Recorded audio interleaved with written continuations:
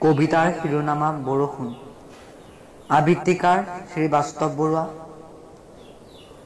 ৰচক শ্ৰী বাস্তৱ বৰুৱা। এটুপ এটুপ বাৰিষাৰ বৰষুণ পৰি উপচি পৰিছে ধৰা, উফন্দি উঠিছে নৈ জান-জুৰিৰ পানী। আনন্দত মাছবোৰে জঁপিয়াই উঠিছে। বৰষুণ পৰা দেখি গছবোৰে আনন্দত হাঁহিবলৈ ধৰিছে। মই অনুভৱ কৰিছোঁ গছবোৰে আনন্দত নাচি উঠিছে। ভেকুলীবোৰে মূৰ তুলি আকাশলৈ চাই হাঁহিবলৈ ধৰিছে।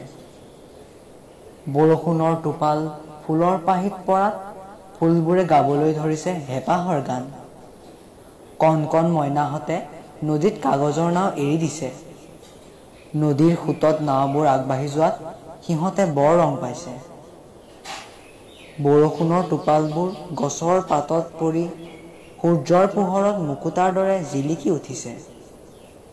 মোৰো মন যায় বৰষুণত তিতিবলৈ, মন যায় টোপালবোৰে মোক সুধিব বিচৰা প্ৰশ্নবোৰৰ উত্তৰ দিবলৈ।